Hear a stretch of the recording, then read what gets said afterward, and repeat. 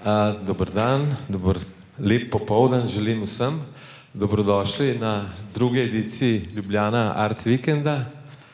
V bistvu dogodka, ki je v lanskem letu mogoče, lahko bi rekli, kar presenetil. Bilo je veliko število obiskovalcev, veliko novih energij in veliko povezovanj, kar je pa v bistvu tisti osnovni moto, ki ga gradimo in nekako poskušamo vzpostavljati tudi v Sloveniji umetnostne sisteme, ki vključujejo tako javni, privatni sektor, iniciative, vse podporne mehanizme, ki se dotikajo sodobne umetnosti. Veseli nas, da smo zopet v Cukrarni v tem prvem dnevu.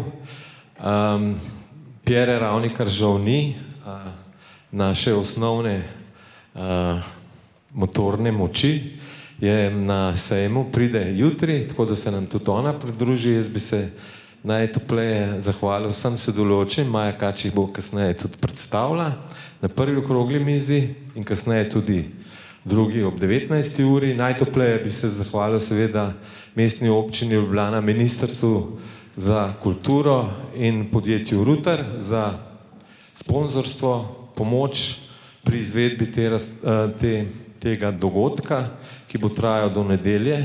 Obiskali nas bodo tudi neki tuji partnerji, tuji sodelavci iz tujine, tako da po končanih okroglih mizah pa seveda vse toplo vabimo na zabavo v bar Cukrarna Rafinerija, tako da upam, da se bomo imeli lepo in da se bomo imeli tudi o čem za pogovoriti. Tako da kar predajam besedo. Hvala. Hvala, Blaž.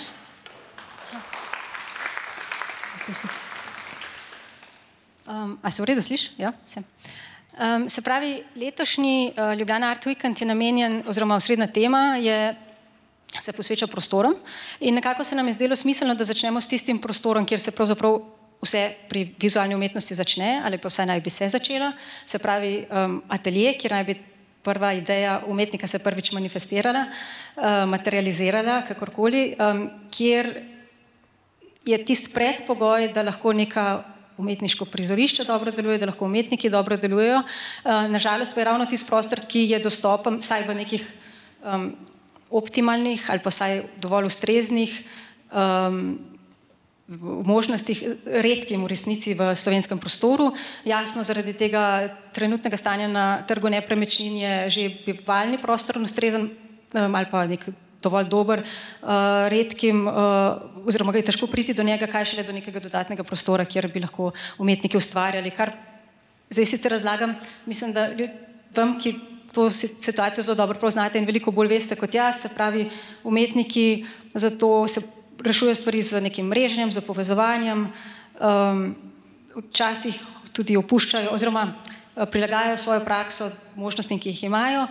V najslabšem primeru pa mogoče celo ustvarjanje opuščajo. Zdaj občina, država, ministrstvo, kakorkoli, stopa umetnikom do neke mere lahko nasproti z prostori, ki jih imajo, ampak jasno so, ne vem, Maribor je ravno lani razpisal oziroma vzpostavil 12 ateljejev, pa jih je v bistvu zapolnil lahko samo 6. Če sem prav razumela situacijo, sploh ni bilo dovolj prijav, zlasti za tisti segment ateljejev, kjer je zadeva oziroma so bili na voljo mladim umetnikom, ker so se bali prijaviti, ker niso bili prepričani, da bo to lahko sploh pokrivali redno obratovalne stroške glede na situacijo. Nekaj dobre primere imamo tudi v Celju, tudi v Ljubljani, imamo ateljeje po mestu. Švicarija se je pravzaprav pred nekaj leti obnovila prav z namenom vzpostavitve in delovnih ateljejev in bivalnih ateljejev. No, ampak umetnikov je jasno več, kot je prostorske možnosti, tako da smo nekako se tukaj zbrali, da odpremo te problematiko, ki je, pa načnemo mogoče neke možnosti, kje se da to rešiti, kolikor bomo lahko sploh v tako kratkem času neko tako kompleksno temo razrešili ali pa vsaj nakazali.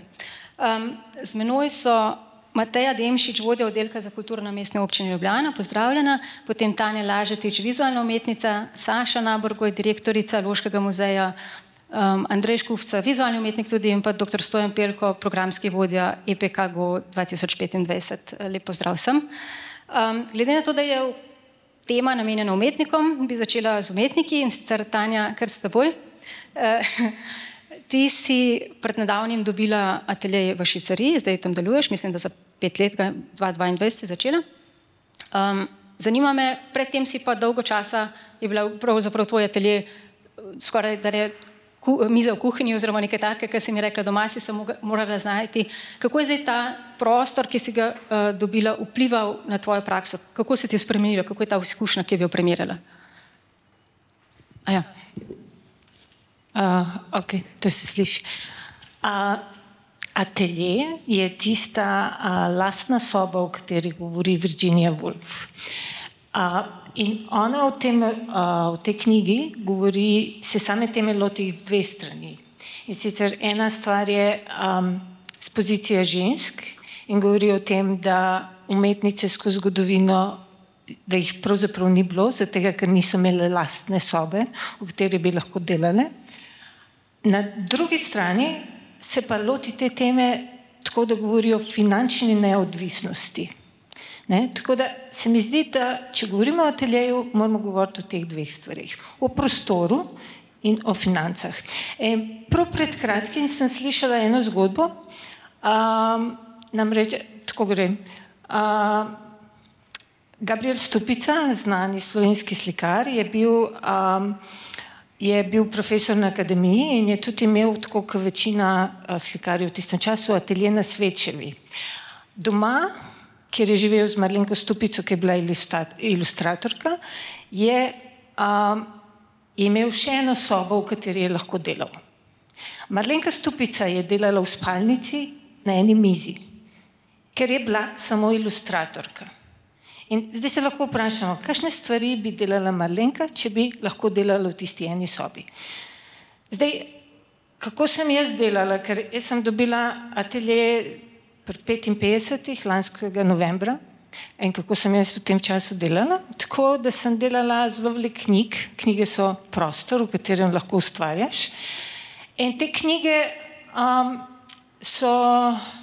to je bilo tako res, v enem obdobju sem padla, ker je bilo zelo veliko interesa, zato padla sem v neko mednarodno skupino in v enem zelo kratkem času veliko knjig naredila. Te knjige so imele dosti dober odziv, prišle v zelo dobre zbirke in tako, ampak to, kar se je zgodilo v Ljubljani, recimo so rekli, Tanja, ona dela knjige. Saj jaz bi delala kaj drugega, če bi lahko, ampak nisem mogla delati. Tako da to je bila ena stvar, da sem delala knjige, druga je pa, da sem zelo veliko hodila na rezidence, razne. Jaz sem ogromno prijav napisala, nikoli jih nočem prešteti, koliko jih je bilo, ker jih je bilo res veliko, tako da sem bila v Šanghaju, bila sem recimo v Litvi, bila sem v Izraelu in tako naprej. Skratka, ta mesec ali pa 2, 3, da sem lahko nekam šla in sem bila stran od te kuhne, vseh dnevnih obveznosti, vsega, ampak sem lahko res delala in sem bila lahko res umetnica. Samo 1 mesec, 2, to je tisto, ki potem pomaga in si rečeš, ok, bom pa še nekaj odziva dobrega, potem pač nekje ustrajaš in delaš naprej, dokler en dan, da dobiš atelje in 3 pike. Drugače. Andrej, mogoče je še tvoja situacija, kje trenutno ustvarjaš in kako si se doslej nekako znašel pri tej ateljejskih, zagotovitvi nekega prostora dela, pri čemer je tvoja praksa tako specifična, da v bistvu je res važno, kakšen prostor verjetno imaš na voljo? Jaz sem tudi pač, ko sem nekako zaključil akademijo, sem delal doma, dokler nekako sem se ukvarjal s materiali, ki so dopuščali to, da sem lahko delal doma v tistem momentu, ko so zadeve postale preveč prašne in preveč strupene za prostore doma, sem mogel poiskati neke druge načine, neke druge prostore. Najprej sem nekako bolj ali manj gostoval pred delavnicami od obrtnikov, ki so mi pomagali te stvari delati, da sem nekako v nekem podstrešku ali pa kaj takega, da sem tam od spodaj tisti brusil pa zlival tiste svinerije, ki sem jih imel. Potem sem si pa nekako s časoma ene prostore najel. Najprej je bilo to precej ven iz Ljubljane, zato ker sem si lahko privoščil avto, da sem se odpeljal kar ene dobre pol ure stran, zato ker je bilo pač tam toliko cenej. Potem pa nekako bližje Ljubljane, tako da imam zdaj ta moment, v bistvu delam imam en atelje, v katerem delam ene bolj čiste stvari, se pravi, pripravljam stvari bolj za neke transporte, kakšno stvar spucam, restauriram. Potem gostujem skupaj še z enimi drugimi umetniki v enem prostoru, ki je sicer načrtovan za rušenje in ki je bolj neke take prehodne narave, ampak tam se dejansko, ko bi rekel, dela, se pravi, tam se s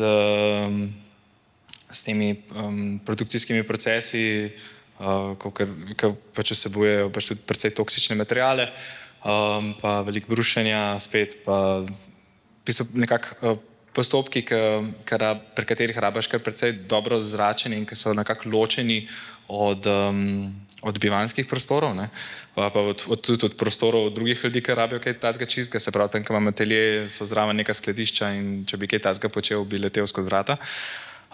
Potem pa jaz tudi večina stvari, se pravi, delam tudi na računalniku, tako da večji del v bistvu tudi naredim doma za računalnikom, tako da tudi večina mojih kolegov, po mojem.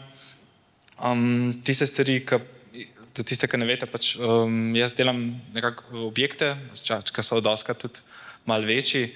Pri tem mi tudi pomagajo tudi drugi umetniki, s katerimi smo nekako oblikovali neke vrste skupnost, ki en drugemu pomagamo, si tudi nekako svetujemo glede materialov, pa kakšno roko ponudimo, kaj je treba kaj dvigati.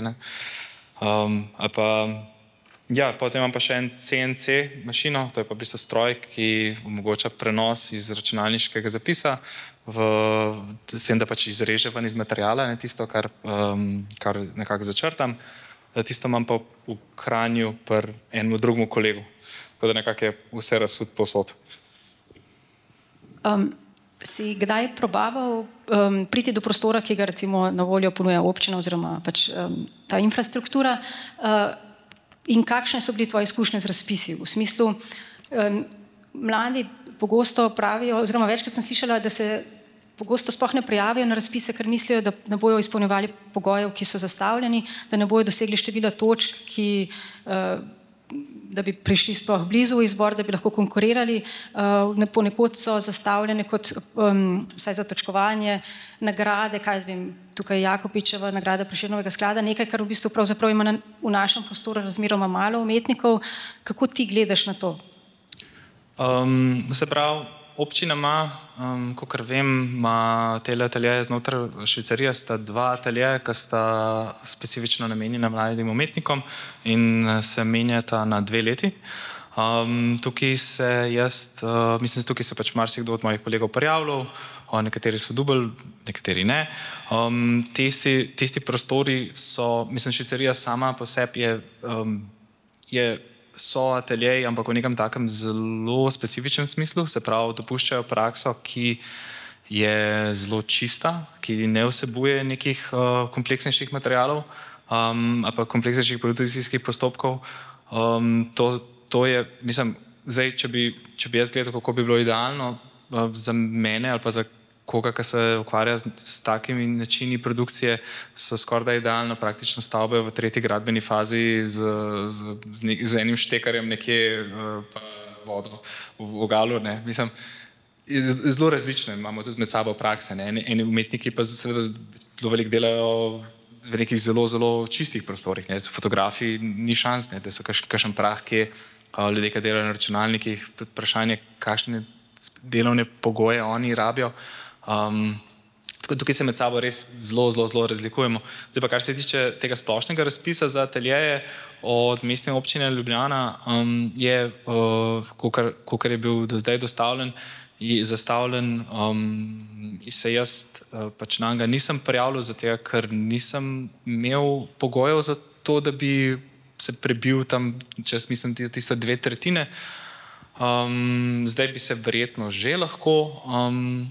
Se mi pa zdi, da sem pa imel priliko, da sem pred parimi meseci lahko poslal nek predlog za izboljšanje tega razpisa, kjer bi se, ko bi rekel, ta tehtnica majčkeno premaknila v smer tudi, da bi lahko mlajši avtorji dobivali ateljeje, ampak tukaj je seveda problem, kako točno pri mladih avtorjih evalvirati njihovo prakso, zato da lahko se nekako kukar tok primerja med sabo. Ne.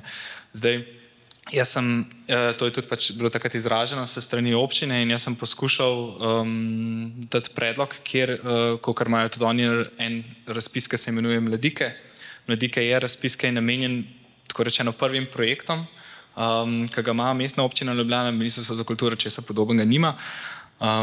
In na temu razpisu se umetniki prijavijo, v bistvu, kaj ne rečem, so točkovani bolj ali manj na podlagi vsebine, ki jo prijavijo, in na ta način sem poskušal najti tudi neke vrste predlog, ki bi ustrezal tudi občini, da bi se mlajšim umetnikom, zlasti tistim, ko izgubijo atelje, ko končajo študij, da se lahko prijavijo in za neko krajše obdobje, kot neko premostitev, za leto ali dve realizirajo projekt v kakšnem izmed prostorov. Se pravi, bi to oblikovali neke vrste prostore, ki bi bili bolj prehodne narave za mlajše umetnike in ki bi bili dostopni brez potrebnih nagrad in drugih referenc. Kar se pa nagrad samih tiče v slovenskem prostoru, je treba razumeti, da nagrade načeloma v nekih razvitih umetniških kontekstih funkcionirajo kot nek specifičen mehanizem, kako se izgrajuje neka praksa in se jo favorizira, in v neki širši kulturni politiki se lahko na njej s pomočjo nagrad gradi pač neke znamke, ne, umetnikov. Pa nam so te nagrade bolj ali manj, ko bi rekel, neko prikazovanje funkcionirajočega kulturnega sistema, ki pa v bistvu nima nikakršnega smisla. Zato je tudi variacija v kvaliteti dobitnikov nagrad, kot so Jakopičeva nagrada in Prešernova nagrada, je res radikalna. In bi rekel, tudi ljudje, ki pogosto dobijo te nagrade, ne morem reči, da imajo prav kaj specifično od tega. Za stran, pač, kakor vem, Jakopičeva pa Prešernova nagrada imata neke finančne zadeve, pa mislim, da pač, če to dobiš, potem te ljudje se lahko, ko se upokojijo, zaprosijo za tisto republiško priznavanino in dobijo penzijo, ki je mečken višja od tistih zdajšnjih 640 evrov. Kar se tiče pa nagrade, se pa pošle te ljudi v New York, kjer 6 tednov tavajo in potem pridejo nazaj vsi razočarani. Lahko me pa kdo popravi, ampak od leta 2007 nagrado ne vem, če je komu pomagala. Mateja, glede razpisa in bojazni mladih, da se sploh ne prijavijo, kot so se prej pogovarjali, je tvoj nasvet, vedno se je treba prijaviti. Kako ti gledaš na to, predvsem pa vseeno, koliko se razmišlja o pri razpisih, ne vem, da se premišljuje v njihovi zastavitvi, da so bolj dostopni, podporni, da na nek način ne vključuje nujno samo mladih umetnikov, ampak da ne gre samo za to, ampak tudi mogoče neka starejša generacija, ki pa pač vseh teh nagrad ali pa kaj zvem teh pogojev ne more izpolnjevati. Koliko je razmisleka o tem in ja, no, na ta način. Mogoče bi jaz najprej začela z mladimi, zato ker je ne samo Andrejev predlog, še nekaj predlogov smo v zadnje pol leta dobili, smo pa začeli znotraj oddelka, predvsem pri zadnjem razpisu za Švicarijo, zelo glasno razpravo tudi med sabo, kako javni prostor, vsaj tega, ki ga imamo na voljo, ateljejski in delovni prostori, produkcijski prostori, kako so lahko dostopni čim več tistim, ki jih potrebujejo. Ampak dejstvo je, da ravno pri mladih še zmeraj imamo vrzel. Švicarija, ki je bila narejena z namenom rezidenc oziroma delovnih prostorov, omogoča sicer, in to je bilo namensko narejeno, takrat smo rekli, ok, mladi, ne, prvi začetek. In Andrej ima popolnoma prav, čeprav jaz mislim, da bi se morali prijavljati, ne glede na vse. Težko je z svojim delom doseči tiste, seveda, ki imajo vse te nagrade oziroma daljše obdobje dela. Trenutno poteka tako zelo intenzivna debata, je pa tudi res, da smo mi mladike, ki smo jih uvedli natanko 10 let nazaj, leta 2013, pri takratnem razpisu, rekli, če bi to bil poskusen del, kako nekoga, ki še te poti nima prehojene, ima pa idejo, kaj narediti v prostoru, ta obrazec uporabi tudi pri prostorih. Dejstvo je, da smo mi zdaj v taki zelo močni pripravi na strateški dokument 24-27 in dejstvo je tudi, da vemo, da sta dve prioriteti, ki se boste spreminjali oziroma ki boste imeli poudarek, prostori in mladi.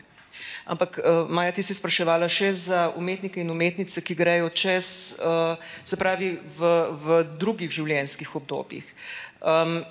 Tukaj smo v mal večji zadregi. Povem samo eno epizodo iz Računskega sodišča. Vedno znova nam očitajo, da nimamo dovolj merljivih kriterijev in meril.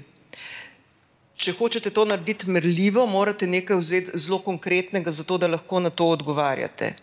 Mi se zavestno odločamo nekaj drugače, sami ne ponudijo alternative, kaj to pomeni oziroma kako spremeniti stvari tako, da bi vzdržali v polju javnih financ in spoštovanja porabe in hkrati, da lahko področju, za katerega sami pravijo, da je specifično in da so že to predlagali Ministrstvu za kulturo, pa tudi, če ni bilo nič, kako to polje potem izboljšati. Mi vseeno bi želeli tukaj uporabiti malo več zdravega razuma in stvar mora biti zapeljati, govorim v pogojnikih, zato ker bo ta debata še tekla. Potem bom tudi mogoče si vzela minuto, da povem, kako bo tekla, zato da bo publika tudi razumela, da so ravno prostori veliki finale priprave na strateški dokument. Skratka, pri komisijah smo najprej naredili prve spremembe. Zdaj so te naše komisije, ki izbirajo prostore, sestavljene, je predstavnik oddelka seveda zraven, vendar so v osnovi sestavljene z tistimi, ki so strokovnjaki in strokovnjaki na tem področju, se pravi z zunanjimi, tako za Švicarijo kot za prostore, ki so javna kulturna infrastruktura. Potem se pogovarjamo o možnosti časovne zamejitve oziroma kako opraviti za časovnim intervalom. Trenutno ZUJIK, mislim, da tam po 70. členu nekje govori o dolžini trajanja in na področju kulture država predpisuje 5-letno obdobje, se pravi ali za programe, ali za večletne projekte, ali za uporabo prostora. Se pravi, 5 let je vedno znova je vprašanje, a je 5 let ciklus, a je, skratka, tudi to je pod vprašanjem. Potem je vprašanje, ali gremo v ciljane razpise. Če gremo v ciljane razpise, potem vedno tvegamo, da pravni pregled na koncu ugotovi, da je lahko tak razpis diskriminatoren. Vse to je zdajle na mizi, da stvari začenjamo spreminjati. Vendar je bil to poudarek na mladih, ker smo tudi po tistih prijavah, ki pa so prišle, seveda ugotavljali, da so to tista mlajša generacija, ki jo mi že poznamo, ampak glede na merila, ki so zastavljena, res ne pride do prostora. Je pa tako, v letu 2020 razpis, ki je bil na zelo konkretno lokacijo, Trg prekomorskih brigad. Od tam so vsi tisti, ki so bili na prednostni listi, zdaj že prejemniki prostorov. Tudi zadnji razpis iz leta 2022, ki je bil pa dvofazen. Eno je bilo preverjanje javnega interesa, se pravi tisti, ki so že uporabniki prostorov. Tam naprimer smo imeli tudi primer, ko nekdo ni mogel nadaljevati, ker več ni izpolnjeval pogojev. In druga prednostna lista, ki se je potem naredila novih prijaviteljev. Zdaj trenutno so nam ostali še 3, za katere predvidevamo oglede trenutno prostorov, ki jih imamo na voljo do konca tega meseca. Vedno znova se borimo z dejstvom, da imamo omejeno število, čeprav vem, da se sliši veliko. Po drugi strani je pa tudi vsaka generacija, ki prihaja z ALUO-ja, veliko študentov in študentk se odloča po končani akademiji, da ostaja v Ljubljani. Zato je naprimer žogica na strani Ministrstva za kulturo tudi v tem, da druge lokalne skupnosti spodbudi, da odpira možnosti, predvsem souporabe prostora. Souporaba prostora je pa nekaj, kar smo testno preizkusili, trenutno deluje z 3 organizacijami v enem prostoru, v skupnih prostorih, prostorih za delo in prostorih za produkcijo. Smo imeli tudi primer, ko se to ni obneslo, nihče ni hotel povedati razloga zakaj, ampak vendar je bil poskus souporabe. Dinamike dela so različne, eni bolj dopoldne, drugi popoldne. Skratka, ta matching je vsaj v enem primeru uspel. Hočem povedati, da preizkušamo več načinov, kako pristopiti do potreb, ki pa vendar obstajajo. Končne rešitve pa gotovo ne bo nihče imel, zadovoljni na koncu ne bomo prav vsi, ampak že to, da smo nagovorili prakso, ki je zdaj bila v uporabi več kot 10 let, da jo začenjamo spreminjati, je to zelo velik korak tudi naprej, tudi z poudarkom na generacijo, ki prihaja. To ni zdaj važno samo za tiste, ki so danes stari 25-26 let, ampak za tiste, ki se odločajo za študij, ki v osnovi jim marsikdo velikokrat sugerira, da bo tukaj težko preživeti. Tanja, Švicarija ni prvi atelje, oziroma prvi atelje, ki si ga dobila prek prijave na razpis, oziroma za katerega si se potegovala, kar nekaj si jih tudi zavrnila. Kakšni so bili razlogi? Bom čist na kratko. Z Jernejo Batič, ki sem prišla na neko prednostno listo, sva hodile gledati več ateljejev, na Metelkovi, ob Ljubljanci in tako naprej. In nobenega od teh jaz nisem hotela. Zatega, ker če je to nek prostor, v katerem se jaz ne bom dobro počutila, potem bo to skladišče. Jaz skladišče rabi prostor, v katerega hodim, v katerem mi je dober in tam lahko delam. Tako da, to je to. Mateja, kaj se potem s takimi prostori zgodi? Verjetno prednostna lista se ponudi naslednjemu ali kako? Zato so organizirani ogledi. Velikokrat se kdo prijavi z napačno predstavo, rabi produkcijske prostore, na voljo so delovni prostori v smislu pisarniškega dela oziroma teh osnovne infrastrukture za neko organizacijo, ponudi se naslednjemu na listi. Tako da to ne pomeni, naprimer v primeru Tanje je trajalo kar nekaj časa, da je bil prostor, ki ga je, ne glede na to, da je bila zbrana na razpisu, kar nekaj časa čakala oziroma imela turnejo pregledovanja prostorov. Vendar ne moramo oddajati prostorov ljudem, ki jih potem ne bojo uporabljali. Eni dejansko bi potrebovali samo za pisarniško delo, eni pa nekaj čisto drugega. In smisel je potem tega čakanja pa daljšega časovnega intervala tudi v tem, da je prostor tisti, ki ustreza ustvarjalcu oziroma ustvarjalki, ki ga dejansko uporablja. Koliko se pa preverja, recimo, če umetnik uporablja ali pa je recimo zares prisoten v ateljeju? V Celju so mi denimo rekli, da ko opazijo, da nekdo ne uporablja ali pa premalo, ga spodbudijo, da mogoče preda komu drugemu, ne vem, kako to gre, verjetno bi bil potreben nov razpis, ali pa ga se saj spodbuja, da deli atelje z nekom drugim. Koliko je sploh možnosti za kaj takega v obdobju, ko že ima uporabo tega ateljeja? Obiski na terenu so, ko smo morali z spremembo zakonodaje izvesti prvi razpis za obdobje 5 let, seveda smo kompletno vse prostore v Ljubljani, ki so bili oddani kot delovni oziroma ateljejski prostori, preverjali in takrat se je kar nekaj prostorov vrnilo. Tudi zato, ker so ljudje odkrito priznali, odselili so se iz Ljubljane, ne glede na to, da so imeli ateljejski prostor, so živeli in ustvarjali nekje druge, tu so pa imeli za zihar malo skladišče, malo to, če že glih pride v Ljubljano, da malo uporabijo. Takrat smo dobili kar lep korpus prostorov nazaj. Zdaj pa tudi tako, da prostore, ki jih sicer imamo v uporabi, je potrebno tudi kdaj poročati, kako se uporabljajo, vidi se tudi po opusu. Pri nas vsak od mojih sodelavcev in sodelavk spremlja neko področje, in tudi na področju prostorov je enako. Nismo pa vse prisotni. Prvič, ne samo, da nas je premalo, drugič pa ne bi želeli z cinizmom vstopiti v proces, ko bi rekli, aha, zdaj ima nekdo prostor, mu bomo pa gledali čez ramo, čez skozi tam. Kot rečeno prej, dinamike ustvarjanja na področju umetnosti so različne in če boste nekomu potrkali ob 9 zjutraj na vrata, ga gotovo ne bo tam, ampak če boste pa ob 1 zjutraj, pa bo spet še nekdo delal. Ta ciklus je pač treba spoštovati. Tukaj imamo kar tako, mislim, ne da je toleranca, ampak iz specifike področja vemo, da Ne, od 7 do 3 pač je težko, da bo kdo na ta način delal v teh prostorih. A ne?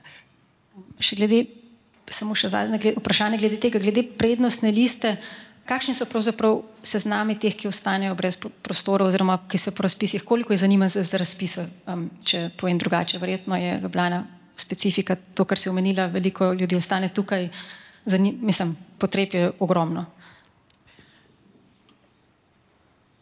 Če govorimo o letu 2020, ko je bil odprt razpis, je bilo takrat, mislim, da 98 prijav, od tega 27 za ateljejske prostore, vsi ostali za pisarniške prostore.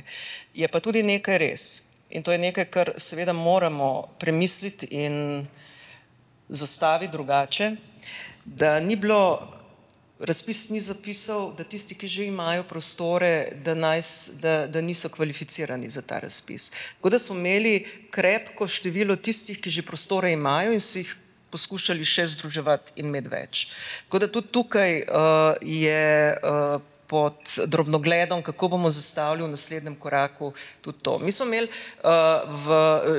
se pravi, ko se je ta debata odprla, to je bilo že globoko v tem zadnjem strateškem obdobju, tudi vprašanja, predvsem strani novinarjev, zakaj dovoljujemo, da se prijavljajo tisti, ki imajo redne službe, ki bi si lahko sicer, tudi to je premislek, ampak kot rečeno, čisto vsak korak, ki ga bomo storili, ga hočemo zdaj v novem strateškem obdobju narediti tako, da bomo se vsaj približali optimalni uporabi prostora, ki ga imamo na voljo.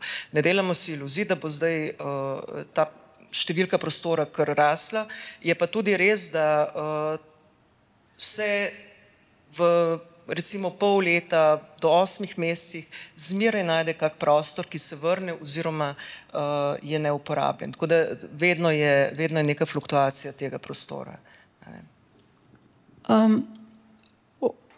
Omenili smo oziroma omenila si, da bi bilo fino, da država, ministrstvo spodbuja občine oziroma neke lokalne skupnosti k temu, da se ne koncentrira vse v Ljubljani, da se vzpostavlja te sisteme. Saša, kako je to urejeno v Škofji Loki?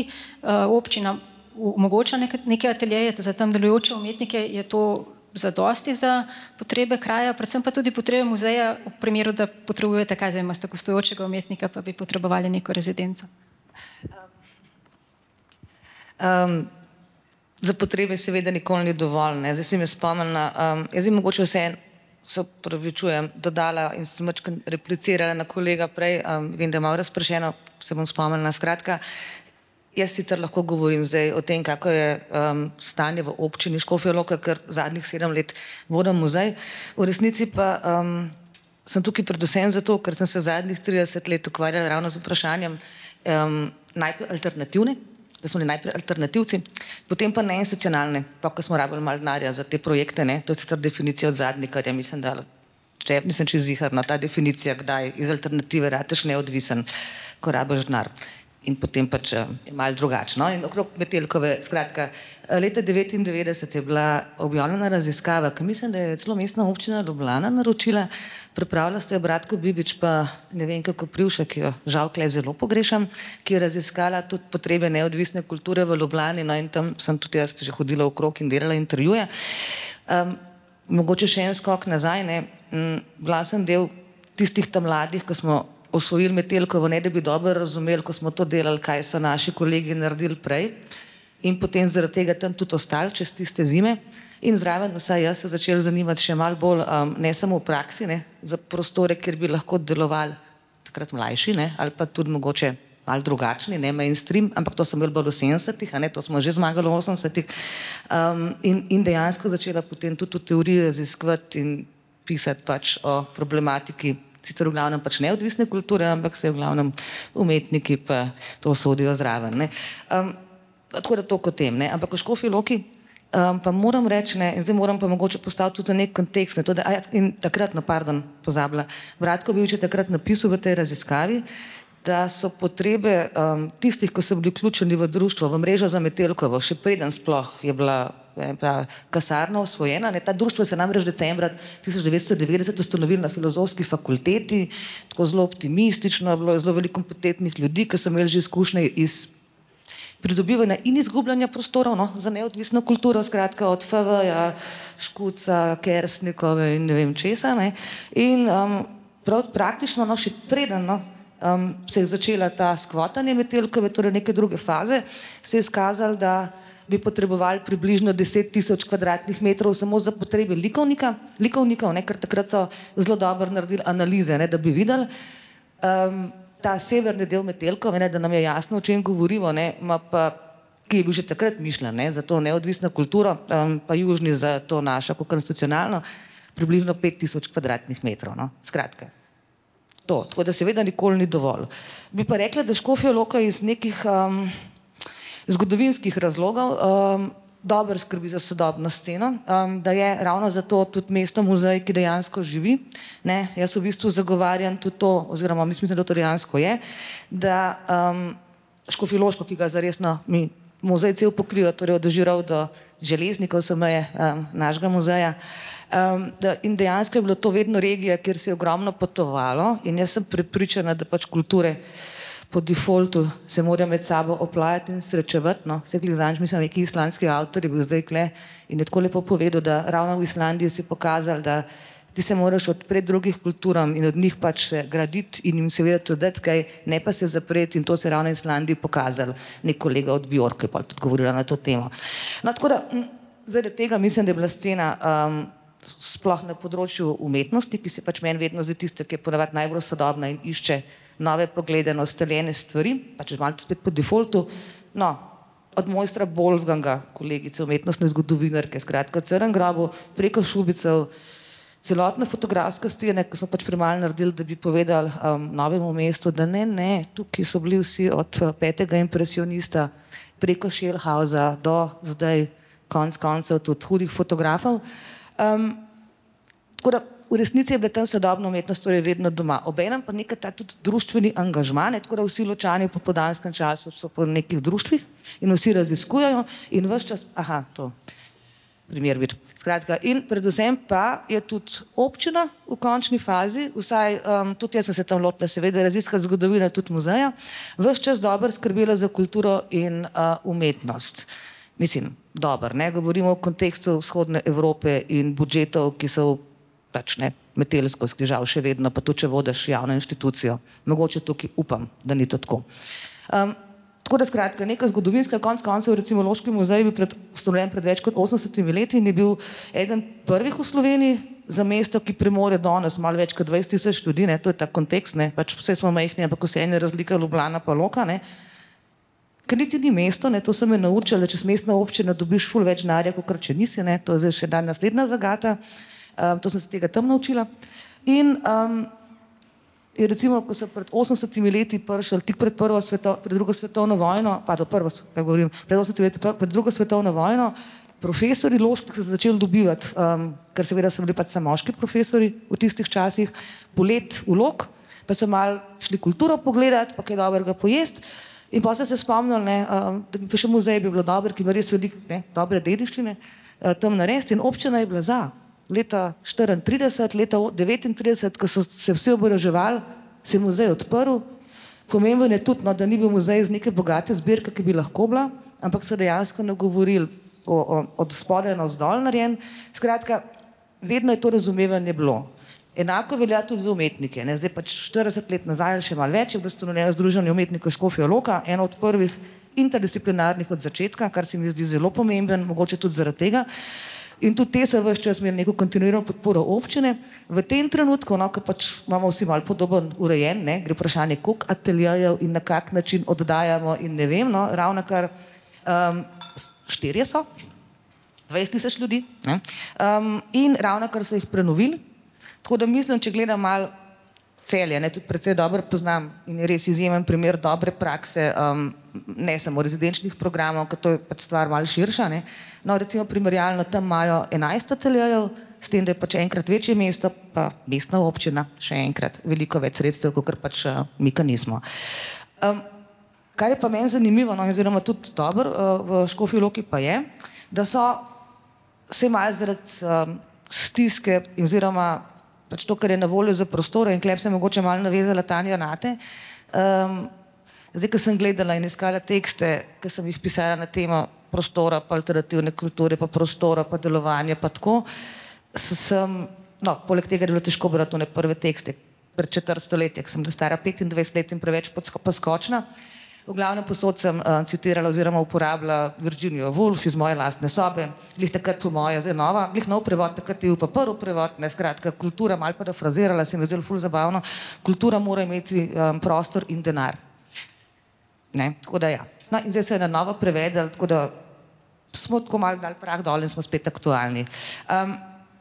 Tako da ja, jaz mislim, to, kar sem hotela reči, je, da in še to, jaz mislim, da načini dela vedno pač narekujejo produkcijo tudi pri nas, ne, kustosih ali pa, ne vem, teoretikih. Mogoče sam dodam še dve za nekaj všeč slišati, ne, kako si delala, pa zakaj. Zakaj je Zora Stančič delala majhne grafike, a nekaj je bila mlada, ki je pač delala potem, ko so šli ki je imela mer v majhni mizi, v majhni kuhni. Zakaj ima Damjan Kracina je imel toliko velike ekipe, dokler jih je začel sestavljati, ker je imel toliko velik avto, da je noter. Se pravi, to so res take malo banalne, ampak dejansko pogoji dela, kot nam Loka, narekujejo tudi načine delovanja. Jaz sem tudi to tezo imela, ko sem delala to raziskavo na Metelkovi in v bistvu šla je 15 let nazaj. Smo imeli 4 leta trajajočo raziskavo, ki je marsikaj dala, med drugim pa tudi pogovore z vsemi metelkovskimi umetniki v njihovih delovnih prostorih, ki me je predvsem zanimalo, kako je ta prostor delovanja in to sodelovanje, ki so ga zaradi slabih pogojev prvi 2 let brez elektrike, vode, pa tudi pol, bili prisiljeni spostaviti, ne. Zaradi neke stiske, ne, so se konec koncev Matej Bizovičar in ostali tam naučili švasati in od tega zdaj živijo, ker prej niso znali. In še marsikaj drugega, no. Tako da ta stiska vedno je. Zdaj preden končam, še nate, mogoče replika. Jaz mislim, da mi umetnostni zgodovinarji smo tisti, ki znamo ne po nagradah ali pa po medijskih objavah, ki jih skoraj ni, ovrednotiti opus posamičnega, tudi če mladega umetnika. Ker ideja je bistvena, ne to, kar je narejen. Tako da. Ja, jaz sem samo, pač kar sem, jaz sem v bistvu, jaz sem imel prej par momentov, kot sem povedal, možnost govoriti z ljudmi iz mestne občine Ljubljane in z njihove strani pač predstavlja problem nekih, kaj rečem, določljivih kriterijev, na podlagi katerih lahko oni vrednotijo dela. To je bil moj poudarek. Bi pa, če imam že glih mikrofon pržgan, samo še eno stvar, ki je mogoče pomembno omeniti, da tudi če se nam da prostore, tudi če se zdaj vzpostavijo neki idealni pogoji za produkcijo umetniških del, se pravi, da mi vsak posameznik dobimo 250 kvadratov, 4,5 višine prostor, bomo čez pol leta imeli naslednji problem, ki pa je, kam vse te stvari, ki smo jih proizvedli, dati. Ta problem ni izoliran od preostalih problemov v tem kulturnem prostoru, da v naslednjem koraku imamo nefunkcionirajoče zbiranje umetniških del, se pravi, da zelo težko se dogajajo odkupi teh stvari, ki jih proizvedemo. Tako da skoraj da boljš bi bilo, da nam ne date večjih prostorov, ker bomo imeli večje probleme z njimi. Matejo, rešeni problem. To sem malo provokativen. Ne, ampak, a želiš ti, Saša? Ja, v bistvu sem, ker sem Andreja tako zbodla, da je čutil potrebo, da takoj. Hotela sem v bistvu dodati ta kontekst v Škofji Loki. Zdaj, v zadnjih letih so prostor, ki je bil namenjen prvotno, oziroma, ki si ga je malo vzela neodvisna kultura, uredili, ampak ves čas, kar mi je res všeč v dialogu z uporabniki, s temi umetniki, ki so tam, lažje, ker je majhno mesto. Meni je popolnoma jasno, da že s Celjem so precej drugačni načini delovanja, ki tudi potem malo lažje ali pa težje določene stvari narediš. Ampak kar sem hotela reči, da so umeščeni, da so zdaj ravno obnovili prostore bivše vojašnice, kjer so bili pač že itak locirani, in da se v bistvu tam vzpostavlja en zanimiv hub, popolnoma medgeneracijski. Tam noter so društvo upokojencev, so dobili prostore in dejansko med sabo se srečujejo, povezujejo, skratka alternativni mladi, pa študentski center, pa vrtec, tako da na nek tak zanimiv način se dela nek drug center malo ven iz centra Škofja Loka. In se pravi, kot rečeno, mislim, da gre dobro, bi pa pogrešala mogoče, no, to pa, kar imajo v Celju, no, pa ne vem, če bomo do tja sploh prišli, zraven še, bi temu rekla, malo večjo mednarodno možnost, ne, to se pravi, v Celju imajo zraven pri teh 11, a ne, zdaj smo ne Loka 14, stanovanjih čisto blizu še rezidenčno stanovanje, ki pa je namenjeno tudi mednarodnim kustosom, umetnikom in celo, no, kar so lani recimo poskusno, ko so gostili 2 iz teatra, spodbudili na ta način tudi malo drugačne sodelovanja med raznimi disciplinami. No, tako da tukaj ta del mogoče malo manjka, je pa mislim dobro poskrbljeno za recimo temu loške umetnike. Preden gremo še do depojskih vprašanj depojev, ko smo že pri Celju, pohvalila si tudi, oziroma zdi se ti, da je pomagal ta vzpostavitev ateljejskega programa tudi vzpostaviti neko sodobno umetniško sceno v Celju, da je v bistvu ta vključevanje z lokalno skupnostjo pač in konec koncev približevanje sodobne umetnosti lokalni skupnosti, ker sodobna umetnost se mi zdi morda med vizualnimi ustvarjanji oziroma med likovno produkcijo tista, ki je skoraj najmanj ljudem razumljiva in zaradi tega morda najmanj blizu. Kaj se ti ključ do uspešne zastavitve takšnega programa s tem povezovanjem, da vključiš lokalno skupnost v to, glede na svoje opažanje? Ja, no, na srečo se je izkazalo, no, ko zdaj zadnjih 7 let sem bolj ulokno, da sem malo, ampak zdaj, ko sem se pripravljala, pa sem potem malo tudi poklicala seveda moje primere dobre prakse, no, da ta celjski primer dejansko v tem trenutku, spet malo je specifičen, pač malo manjše mesto, ne, 50 000, to sem se pozanimala, mi smo pogledali, koliko je, da vidimo ta razmerja. Jaz mislim, da je dejansko pripeljan do tega, da dobro funkcionira, da dejansko se dogajajo tudi te stvari, kar so pri rezidencah, da povezujemo z zanimive ljudmi med sabo. To je sicer citat Rene Rusjan pri svojih projektih. In to zakaj? Klem jaz res segla kar delač v preteklost, no v 90-ta, oziroma še bolj nazaj bi rekla. Jaz mislim, da za Celje je ključno to, da seveda je bila tam močna konceptualna, najprej konceptualna, potem pa še ta alternativna scena 80-ih, ampak tudi močna inštitucija. Danes in pa predvsem posamezniki, pa se veste, inštitucija so pač ljudje. No? Tako da tukaj govorim o času, ko ste pač tam, to je bil takrat še likovni salon, pa nekako drugače, zdaj pač nek konglomerat še s športom, pa ne vem, pač kakor pač ponavadi manjša mesta, žal. Ampak skratka, Nevenka Šivavec in Irena Čerčnik sta takrat najprej začele res dobro delati program. Po eni strani ga zastavile mednarodno, začele vabiti tudi mednarodno relevantne umetnike, delale večje tematske razstave, ki so vedno sinergično delovali na lokalno okolje, torej tiste, ki ali bi so mislili, da pač mora biti tu ali kaj manjka pa karkoli. Kar je pa sploh ključno, pa naredile 2 res umetnostno-zgodovinski pomembni razstavi, ki sta opolnomočili sceno. Mi umetnostno zgodovinarji, pa še malo iz Ljubljane, smo nekako živeli v prepričanju, da vse, kar je konceptuala, je oho. No, jaz sem mogla iti v Škofjo Loko, da sem spoznala neverjetno kranjsko sceno. Celje je pa naredilo domačo nalogo, lastna institucija in konec 90-ih je bila najprej narejena razstava. Celje 70-ih, mesece Celje 70-ih, potem pa še 80-ih. In to so vsi te Dalibor Martinis, Franc Burke, pol otrok še teh, vsi te, ki so zdaj pač okrog 70, dejansko bili opolnomočeni, ta razstava potem tudi v Škucu, pisani v zgodovino umetnosti in predvsem so bili že prej povezani, to močno društvo umetnikov so se povezali tudi še bo toliko bolj.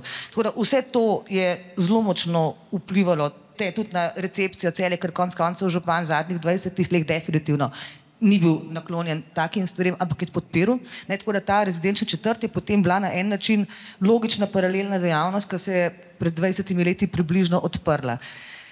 In kaj je zdaj dobro? Se ne bom šla zdaj čez 20 let brez skrbi. Skratka, tam je torej 11 ateljejev, mislim, da celo 2 galeriji, nekaj časa je bila ta malo fotografska Roberta Hutinskega, zdaj ima tam, mislim, da šolski center, ampak kakorkoli, kar je bistveno je, da umetniki, ki so tam, oziroma da je to tesno program, ki ga dela ta inštitucija, Center sodobnih umetnosti, v resnici tesno povezan in z občino in s to celjsko četrtjo, ker občina sicer to upravlja, ampak recimo njih dostikrat vprašajo za nasvet, koga izbrati, recimo, ker so strokovnjaki, predvsem je pa neko zanimivo, tudi malo problematično, nek sistem. Umetniki ne plačujejo najemnine, oni plačajo s tem, da dajo 1 delo na leto, ki ga izberejo kustosi, sicer Centra sodobnih umetnosti. Tlej sicer zelo treba dodati eno tako opombo, to nikakor seveda ne sme biti. Ne? To pri njih je lahko problematično, ker ni samo za javnih in ne dobijo drugih sredstev, tako da to je preveč ozko, da bi bilo to dejansko samo to, na način, kako pridobivaš za svojo zbirko, ampak se mi pa ne zdi slabo. Tako da mi grede v Koroški galeriji likovnih umetnosti, ravno kar na ogled zbirka iz Celja, jaz nisem mogla verjeti, kako dobra zbirka sodobnih umetnosti mednarodnih je. Tako da to, ampak obenem pa tudi kustosi sodelujejo, seveda tesno sodelujejo s temi umetniki, ki imajo tam ateljeje, ne tako, da bi seveda delali razstave, ne na tak enostaven način, ampak jih vključujejo v različne pedagoške dejavnosti ali pa kaj podobnega, občasno pripravljajo kakšne programe skupaj, seveda ne vsak teden poglej, kaj dela umetnik, ne kar včasih kdo hoče, ampak v bistvu jih na ta način tudi temu centru in zraven, kot rečeno, imajo vedno goste, ponavadi iz tujine, ki jih tudi potem v tem rezidenčnem stanovanju ali kustosi umetnike vpletajo zraven. Tako da v bistvu poskušajo, se ni enostavno, ne, tudi ko sem se pogovarjala, ampak v bistvu poskušajo najti nek tak kompleksen način različnih programov, projektov, pač sodelujoči tisti, pač, ki hočejo, delajo na tem, da bo čim boljša scena in čim bolj za lokalne umetnike. Kot rečeno, jaz sem prepričana s spremnih 30 let, da so uspeli na ta način dejansko spodbuditi en kup dobrih umetnikov, se jaz nisem čez jih vse iz Celja, ker to malo ne gre na toliko lokalno, ampak scena, jaz mislim, da seveda ima ups and downs kot vse scene, ampak mislim, da je izredno močna za relativno majhno mesto. Preden me odnese stran glede depojev, sicer to sem pa si želela prihraniti na koncu, ampak ker smo ravno odprli to debato, to dejansko je en od problemov, ki ostaja, smo se tudi že pogovarjali, pa ne samo za konec koncev vizualno produkcijo, ampak tudi verjetno gledališča, vse javne zavode oziroma vse kulturne institucije, ki delujejo. Neke rešitve so, kakšne so sploh možnosti? No? Trenutno se oblikuje delovna skupina, ki bo pripravila dokumentacijo obnove enega od večjih prostorov, ki ga je mesto dobilo v last šele pred kratkim.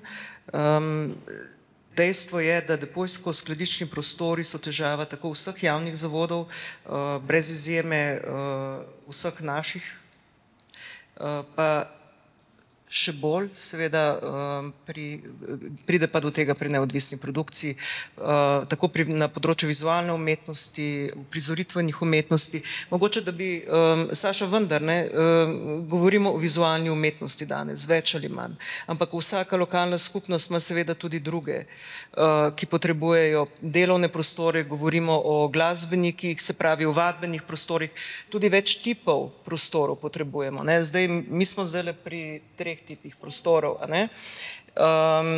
Gre še za vadbene prostore. Ljubljana ima težavo z prostori za sodobni ples, zato ker preprosto trenutno nimamo prostora, ki bi imel gabarite, ki bi bili tako dovolj, se pravi velike gabarite, da bi lahko tam potekale vaje za sodobni ples. En kup takih, ne, je kar problematika, ki sega še dlje kot do samo področja vizualnih umetnosti. Skratka, depojsko-skladiščni prostori so verjetno rak rana v celotnem kontekstu. Se mi zdi, da ne glede na mesto.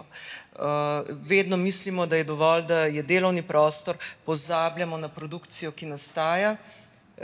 Andrej ima prav, vprašanje odkupov je skoraj da prepuščeno zasebni iniciativi. Tako kot na področju uprizoritvenih umetnosti je vprašanje gostovanskih politik popolnoma spuščeno že zadnjih 10-15 let, pa je gostovanska politika za generacijo po letu 90 naredila res ogromno.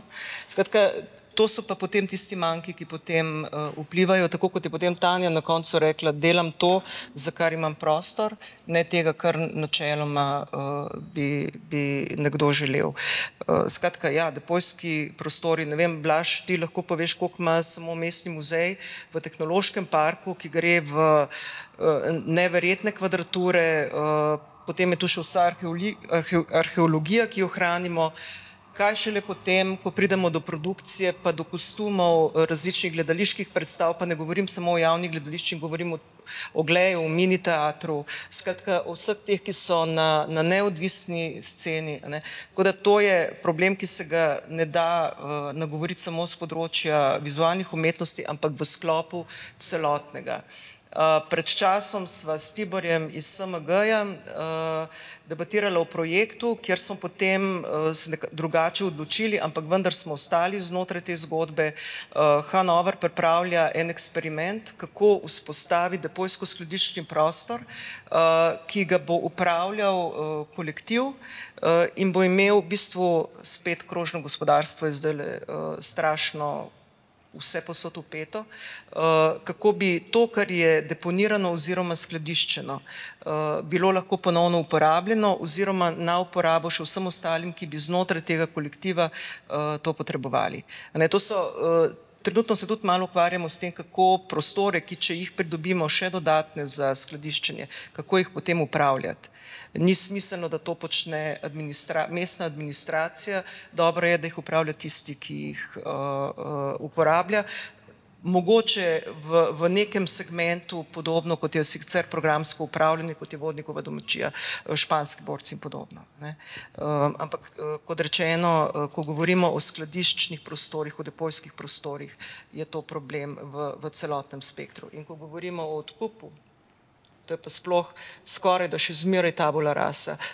Prav prva izvedba Art Vikenda Ljubljana je začela nagovarjati vse segmente.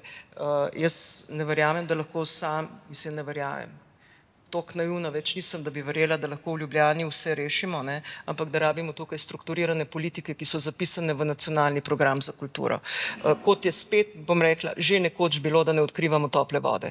Ampak se na ta segment ustvarjanja, ki producira, popolnoma pozabilo, kaj narediti na koncu z rezultati. In tudi razstavišč po državi ni dovolj, da bi lahko vse, kar nastane, razstavljali. Tudi to je še ena dodatna zgodba. Tako da to sem hotela dodati. Mogoče še nekaj o tem razmerju med krožnostjo ateljejev oziroma neko prehodnostjo ateljejev pa dolgoročno rabo, nekaj smo o tem že povedali, pa me zanima, kako na to gledate vidva, se pravi Andrej in Tanja, v smislu, bi bilo bolje, ali pa kaj se vam zdi, da je važneje, da ima umetnik zagotovljen neka daljše obdobje ustvarjanja ali da je pač to bolj krožno zastavljeno in pa pride več umetnikov na vrsto, verjetno odvisno na kateri strani v tistem trenutku si, ampak... Mislim, da je to čisto enostavno. Tako, mi v Švicariji vemo, kdo hodi, kdo dela tam. Pač jaz mislim, da treba preverjati, kdo funkcionira in kdo ne, da je to kar nujno za sceno. Se pozna, da ljudje recimo hodijo v službo in da pač ne morajo biti, ampak lahko glih tako funkcionira. Ne gre za te ure od takrat in tako. Ampak mi vemo, kdo zares ustvarja tam. Tako da, ja, mislim, da treba preverjati. Druga stvar je pa, kaj umetniki moramo delati, mi moramo pa pač iskati različne možnosti. In to, kar je Saša poudarila, to razliko, to mednarodno povezovanje, to je izjemno pomembno. Ne biti zadovoljen v ateljeju in ustvarjati in razmnoževati vse te stvari. Mislim, malo se moraš postaviti nekam na ogled, malo moraš stopiti ven iz komfortne cone in jeti nekam ven in prijeti nazaj. Ampak moraš imeti tudi to bazo, kamor boš lahko prišel nazaj. To je važno, ampak treba hoditi. Ja, kar se tega vprašanja tiče, zdaj za dodeliti te prostore za daljše časovno obdobje ali pa krajše. Jaz na to res nimam odgovore. Mislim, da je to tako zelo različno od praks, a so projektno zastavljene. Recimo pač, če govorim o sebi, jaz tudi po pol leta tudi stopam noter v atelje, pa delam 3 mesece po 12 ur na dan. Ne znam na to odgovoriti. Res tukaj so tako zelo različni pristopi in tudi težko govorim za druge ljudi. Vem, da so posamezniki, recimo, ko so v ateljejih in tja hodijo in jim ta rutina omogoča, da nekako producirajo neka kvalitetna dela, se pravi, da imajo nek izjemen red in disciplino in da znotraj tega potem se soočajo z problemi, s katerimi se ukvarjajo. So pa ljudje, se pravim, da ne znajo naseliti prostorov, ki jih uporabljajo kot delavnice, ki pač jih uporabljajo tako, kot jih rabijo, ki razmišljajo lahko tudi v eni kavarni sred mesta. Je res preveč enih opcij, da bi lahko rekel, kaj se mi zdi boljš. Si pa, Maja, ste mi dali pač vprašanje, kar se tiče, kako je to drugje urejen. Kako je to drugje urejen? Recimo jaz sem nekaj časa živel na Nizozemskem, pa čeprav nimam neposrednega stika s tem, kako se tam te stvari urejajo, sem poklical ene par ljudi, pa si vprašal, kako to tam funkcionira. Zdaj, kar se tiče Amsterdama konkretno, oni so že od 70-ih nekako začeli delati na politiki tega, kako delati atelje, kako jih graditi, kako ne vem kaj. Od takrat se je ta strategija sicer spremenila, danes to tako zgleda, da sta v bistvu bi jaz rekel, vse, kar sem jaz uspel razpoznati, dve različni varianti. Ena je ta anti-squat organizacija, ki funkcionira po celi Nizozemski in ki tako iz privatnega sektorja, kot iz javnega sektorja zbira tisti moment prazne prostore oziroma prostore, katere predvideva, da bodo prazni vsaj eno leto in jih začasno uporablja za obdobje 6 mesecev, dodeljuje različnim deležnikom iz skupnosti, med njimi tudi umetnikom. To je v bistvu ene vrste posrednik, ki pa ni tako zelo različen od drugih vrst posrednikov v tej državi, ki pa ravno tako spet te objekte, ki so namenjeni ali da gredo v prodajo ali v rušenje, nekako poskušajo premisliti, zadržati nekaj podobnega, kot ste vi, gospod Demšič, govorili. In nekako jih usmisliti znotraj nekih funkcij, ki bi bile potrebne za samo skupnost.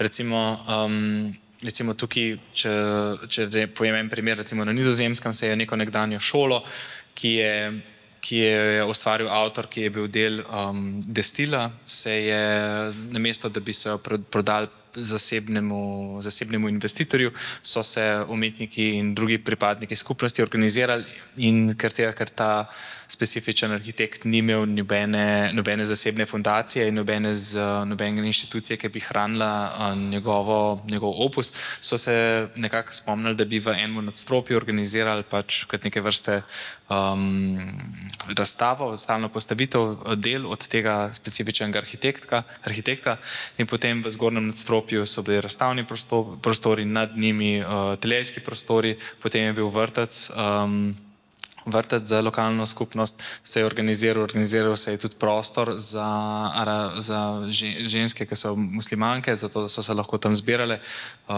Ženske, ki so muslimanke, se praviloma v javnih prostorih ne rade zbirajo, zato ker so pač zaradi njihove kulture in rabijo posebne prostore za to in zato so recimo to organizirali, potem so se že začeli organizirati, kako bi stanovanja tam začeli delati. Skratka se je kot skupnost se je odzvala na ta prazen prostor, se je ustanovil celo neke vrste zavod, zato da je to vse skupaj funkcioniralo in se je ta prostor zadržal pred tem, da bi prešel v neko drugo rabo.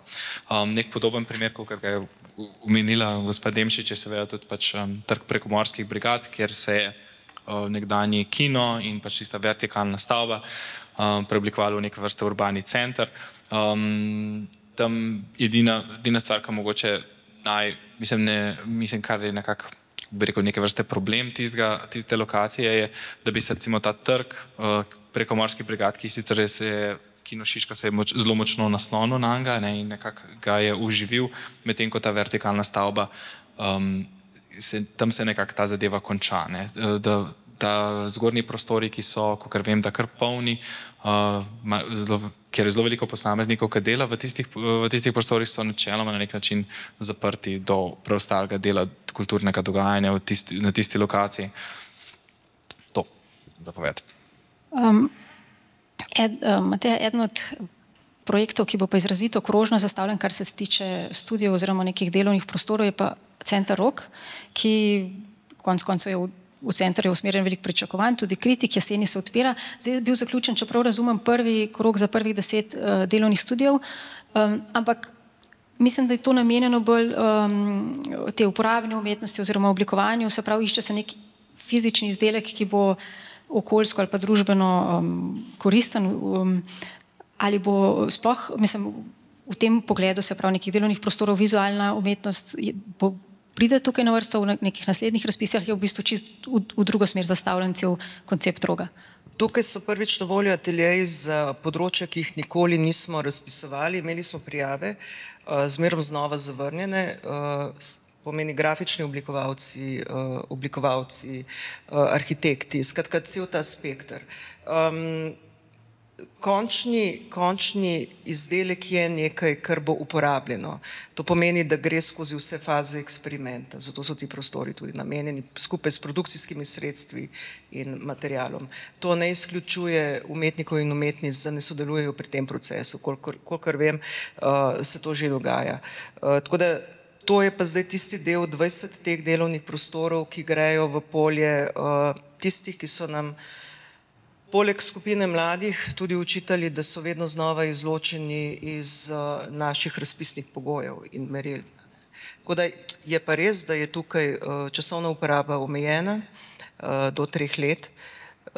Gre za to, da takrat, ko potrebujete prostor, ga dobite, ko končate zgodbo, pride nekdo drug in potem, ko ga spet potrebujete, spet pridete. Je pa še to posebnost Roga, da ima več namenskih prostorov, kjer lahko tudi za krajše obdobje uporabljate prostore, orodja, ki so tam na voljo.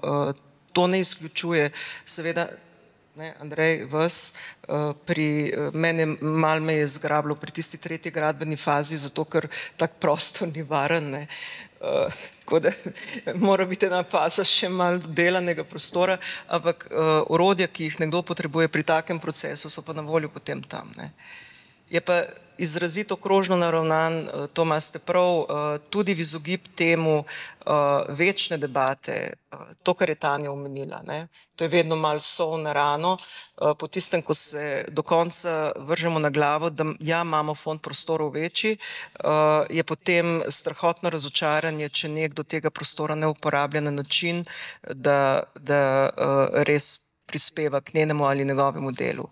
Da prostor je, imam, super je, varni prostor, ampak načeloma bi pa lahko preživel tudi brez njega. To je tisto, kdo zna napisati včasih boljšo prijavo.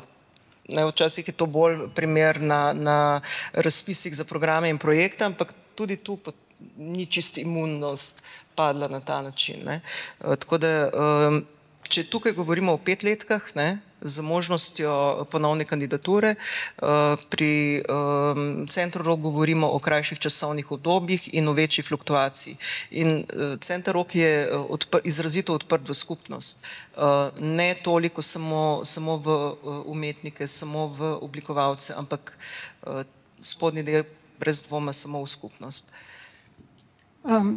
To je super izhodišče za naslednjo temo, ki sem želela odpreti, pa to, kar si tudi Tanja, ti na nek način, se pravi, nekaj je, da pridete, oziroma da pride umetnik do delovnega prostora, nekaj pa potem tudi možnosti, ki nek pomemben vidik teh ateljejskih središč ali pa prostorov ali pa nekega mreženja, ki ga omogočajo projekti, kot je recimo Švicarija, kjer sobiva več umetnikov, blizu so kustosi, na voljo je umetnikom infrastruktura, ki jih podpira, omogoča nek dober delovni prostor.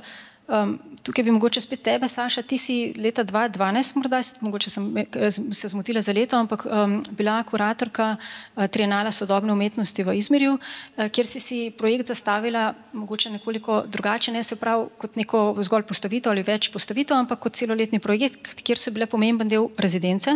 In čeprav razumem, je bilo ključno tukaj ravno povezovanje ljudi ne samo iz različnih prostorov, iz različnih držav, ampak ljudi iz različnih delovnih področij, se pravi umetnikov, fotografov, na eni strani biologov, fizikov, na drugi strani.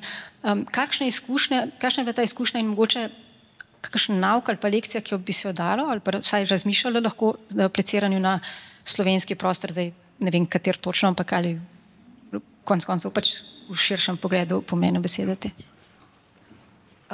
Jaz kot vedno, sem izhajala pač iz prostora tudi pri koncipiranju Trienala. Tako da Izmir, drugo največje turško mesto, 2-krat večje od Slovenije, v resnici pa, saj, ko govorimo o umetnosti, v bistvu tako zelo, recimo temu, formalistična, manieristična, malo zaradi specifične turške scene, ne, tam praktično ni javnega denarja, ampak so samo bogataši, ko so dovolj kultivirani, pač naredijo muzeje, Istanbul Modern in podobno, ne, ali pa konec koncev Istanbul Bienale, ne, to Koč družina drži gor, ne, svoje finance in ostalo zadnja leta.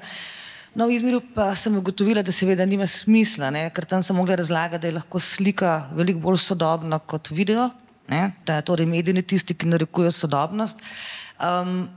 Dejansko, in sem ugotovila, da seveda nima smisla tam postaviti neke velike trienalne ali kakršnekoli razstave za neki pač ključnimi deli.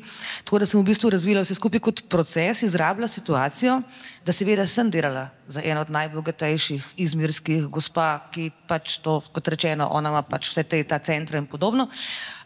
Te centre in podobno, no to seveda star denar, kar pomeni, da se mora zelo, zelo boriti za karkoli, ne, da ne bo pomote, sredstev ni bilo veliko. No, sem pa izrabila situacijo, da pač dejansko sem imela stik z vsemi najpomembnejšimi v kulturni sceni v Izmirju in sem si v bistvu torej najprej izrabila možnost, da sem hodila tja na raziskovalne izlete, to, da pač je bilo to možno in najprej res čim bolj dobro spoznala, šla na 10 akademij, oni imajo pač 15 univerz, 10 akademij za umetnost, mislim, to so neverjetne razsežnosti.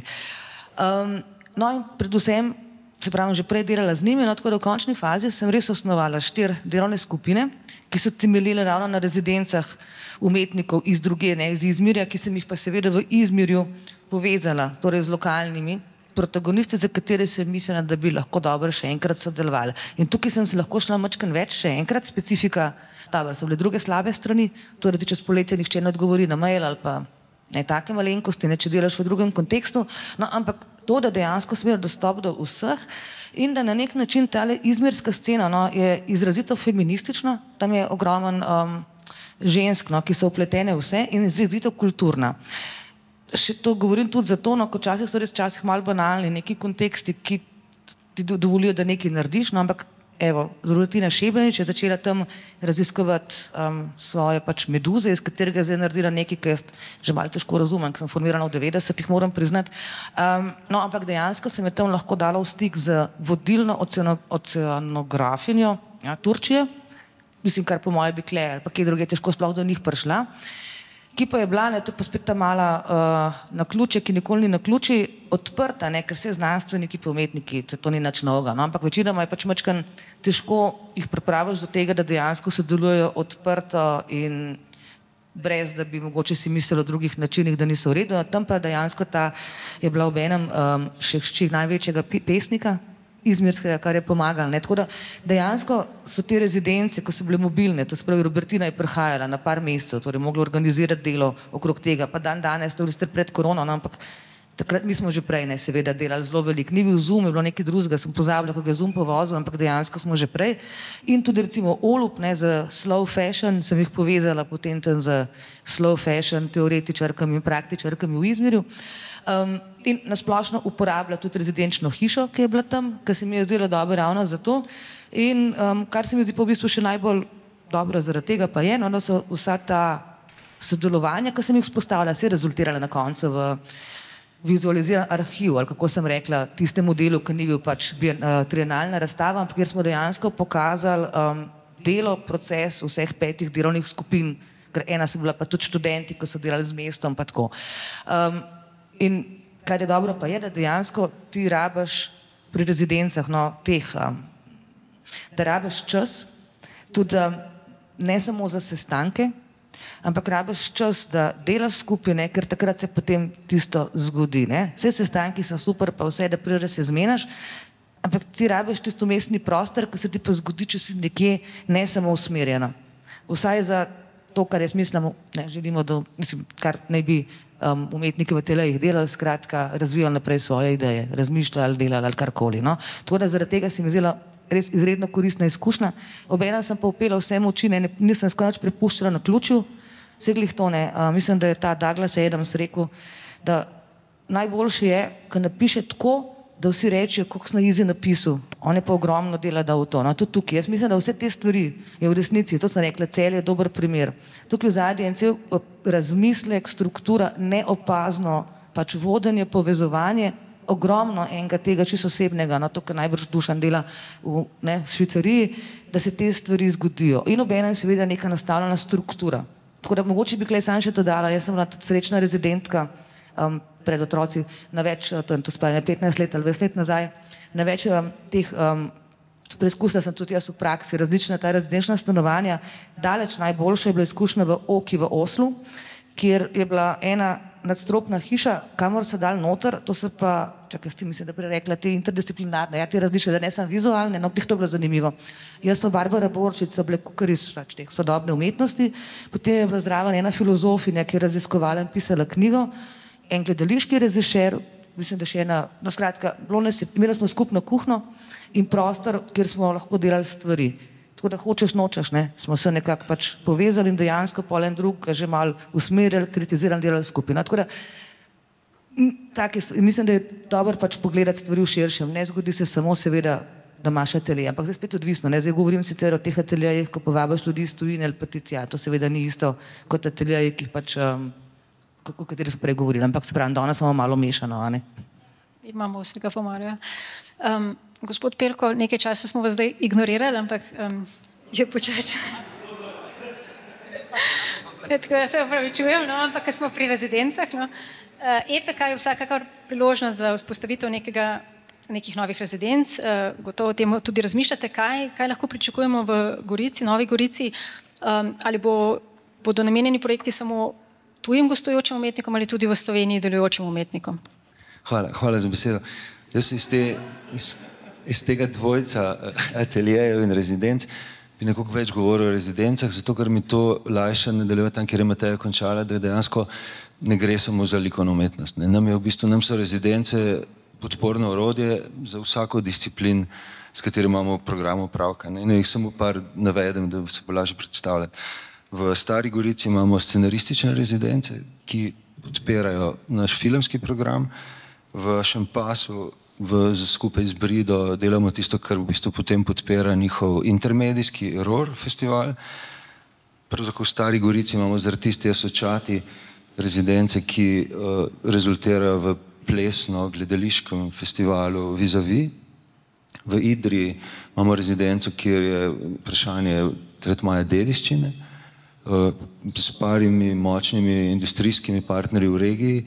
Imamo pa tudi rezidence, kjer v bistvu pripeljamo umetniške procese kot stvar inoviranja industrijskih procesov. Se pravi, se mi zdi strašno važno razumeti, da ker to bo takoj tudi na nek način spremenilo percepcijo ateljejev.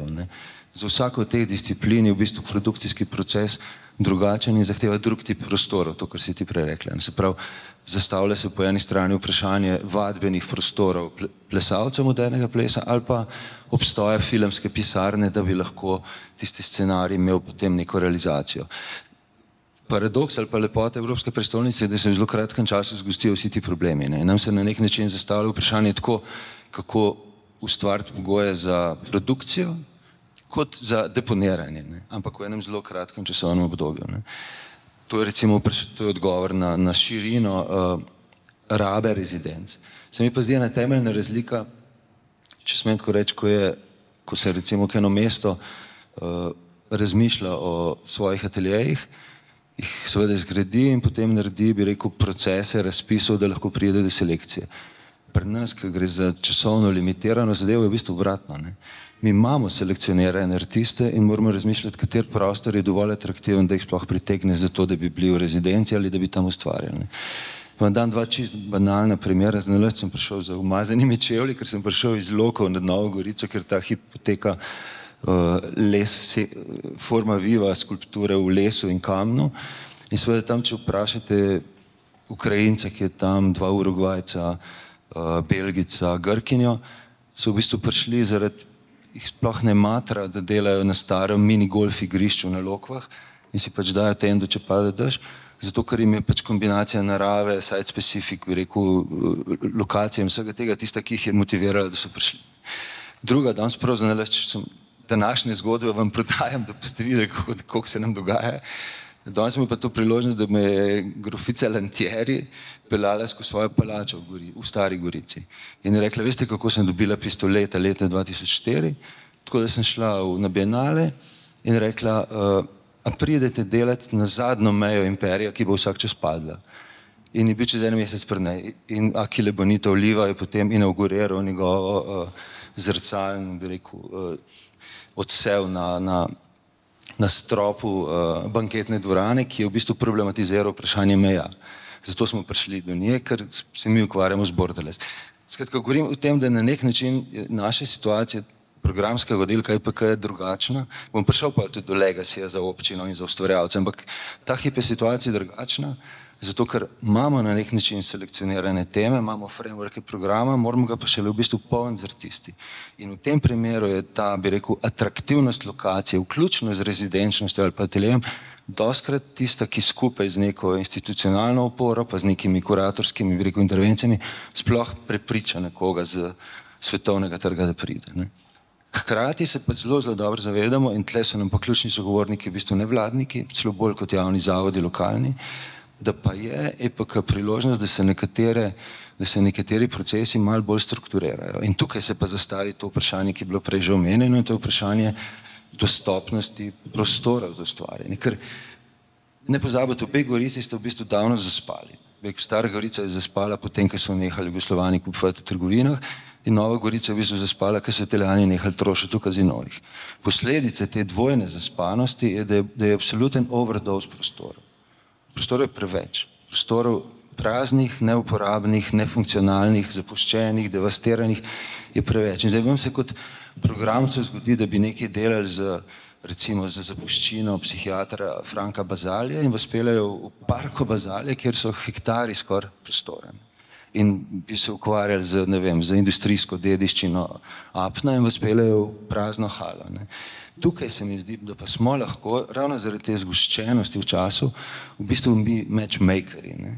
Če Marko Pelhan rabi za šraufanje svojega izoleba velik prostor v 3. fazi, ne, ga v bistvu zdaj dobimo v soški industriji apna in lahko z alibijem EPK-ja prepričamo občine, da 300.000 evrov, ki jih ima za rušenje, raj naredi za kako bi rekel, urejanje prostora, da se bojo not lahko šraufale stvari. Zdaj pa ali bo to še šraufan do 4. faze, da bo to lahko tudi vadbeni prostor za Nastjo in Mihala ali pa za Tomija Janežiča, to je pa že stvar pogajanja z investitorjem, v tem primeru z mestom. Ne? Ampak ne mešam teme zato, da bi na nek način povedal, kako se nam v bistvu v kratkem časovnem obdobju zgošča tisto, s čemer ima sicer kulturna politika in na državni in na mestni ravni upravka. Ne?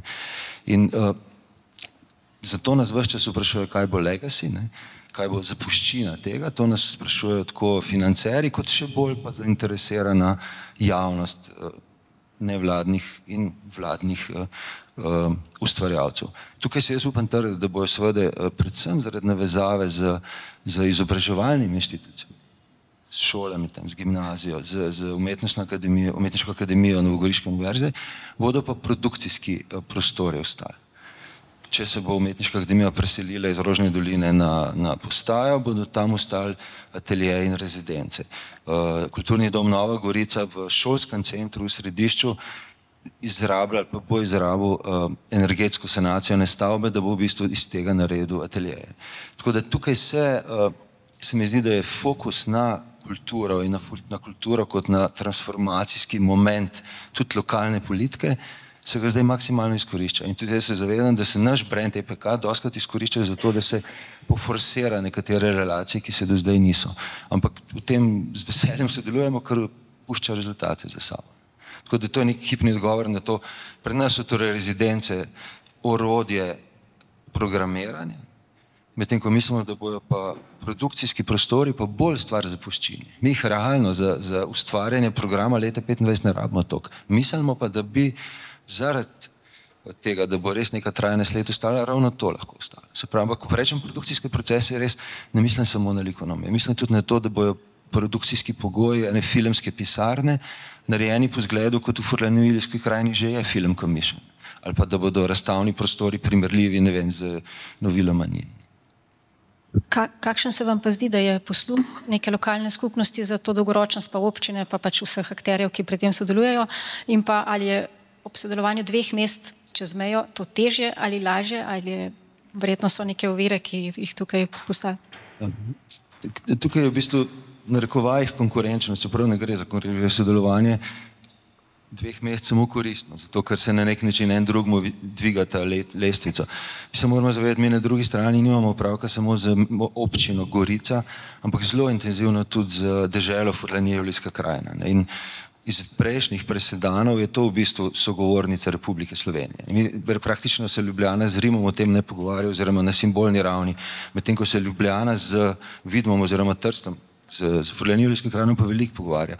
To govorim zato, ker je v bistvu vabljeni partner v to partnerstvo močen in da bi mu lahko parirali tako finančno, kot vsebinsko, kot organizacijsko, se mora ta, v narekovajih naša stran, čeprav tle ni več naših, vaših, krepiti. Tako da posluh je, tako rekel, v to so šli s tem, ko so zmagali kandidaturo in posluh je izvan zdaj zato, ker 2 partnerja morata to pripeljati do zmage.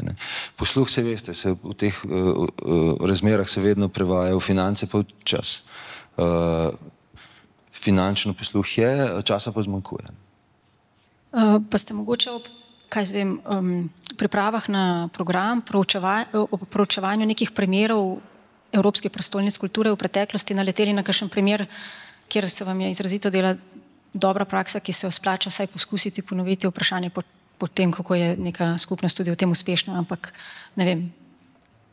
Te evropske prestolnice so postale že same zase cela branža in cel bi rekel know-how med sabo kroži, ampak to ne govorim slabšalno, govorim dejansko, da se mnoge prakse, s katerimi se soočaš, se lahko takoj ugotovi, kateri so the best case. Mi imamo pač ta prednost, da jih je nekaj tukaj v naši neposredni soseščini pred kratkim bilo in se direktno z njimi sodelujemo. Moj svetovalec, pa naš svetovalec je Ivan Šarar iz Reke, do nedavni ravno načelnik oddelka za kulturo mesta Reke in hkrati je eden od motorjev njihove kandidature. Vsi vemo, da so bili žrtve covida, ampak se da veliko od njih naučiti. Jaz pa, ko sem se za danes pripravljal, sem včeraj posebej še poklical Saro Vuletič, ki je v Novem Sadu nekaj časa bila programska direktorica, ker vas je zanimala ta dediščina. In oni so recimo v tem smislu so te tako zvane kulturne stanice, te kulturne postaje. V mestu so nekatere relativno devastirana okolja skozi to spremenili v kulturne funkcije. Najbolj tak exemplaričen primer je ta tovarna svile, svilara reče.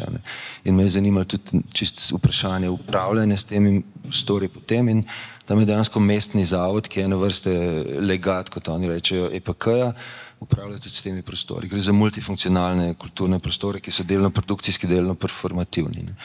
Drugače pa, da ne bi izgledali, da se učimo samo iz regije, zelo veliko finih stvari smo se naučili od Leeuwarden nizozemskega, pa z Skandinavci, ki so zdaj v procesu priprave, veliko sodelujemo.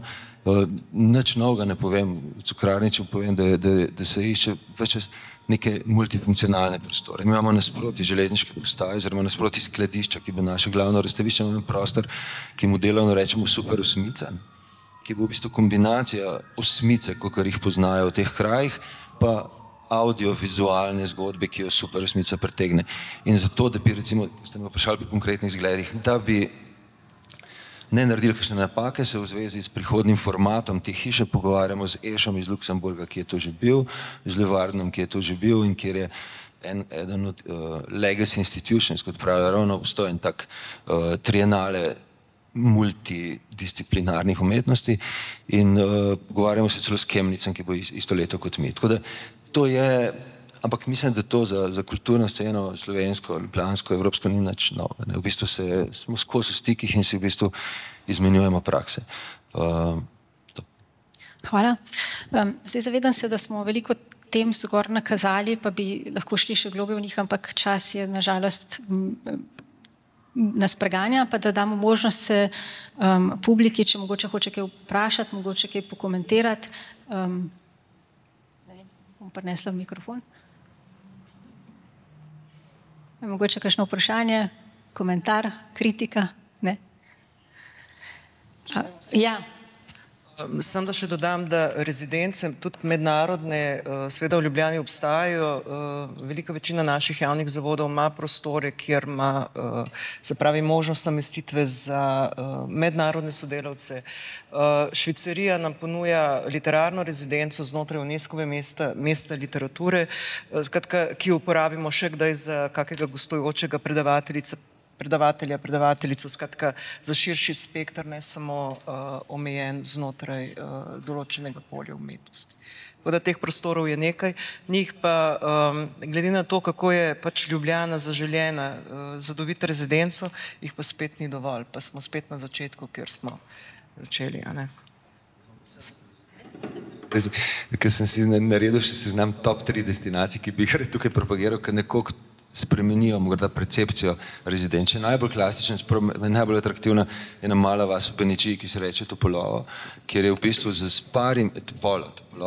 kjer je s parimi artisti, ki so se predvsem ukvarjali z zvočnimi intervencijami, je dobesedno ta vas je oživela. Ta vas, ki je bila nekoč v ruševinah in ker so 2-3 hiše funkcionirale, zato ker so noter živeli artisti, je danes, bi rekel, živa skupnost ljudi, ki se vračajo, ki jih obiskujejo, in z njimi bomo delali tako imenovani radio drugega in jih v bistvu isto Topolovo pripeljamo v sam center Gorice. Drug tak primer, ki je v bistvu morda nepričakovano sodelovanje, da so nas iz frančiškanskega samostana Sveta Gora prosili, če jim pomagamo, zato ker so gradili duhovno središče, ki se je ustavilo sred gradnje in je nefunkcionalno in je v bistvu, zato pravim, da morda včasih ni tak problem dobiti postelje pa sobe, večji problem je, bi rekel, najti prave vsebine, ki so relevantne in z njimi delamo eno celo serijo, bomo delali kolokvijev humanističnih, skratka, tudi to je način rabe prostora in rezidenc, da vabimo, bi rekel, akademske kroge, tako kot si mi te rekla.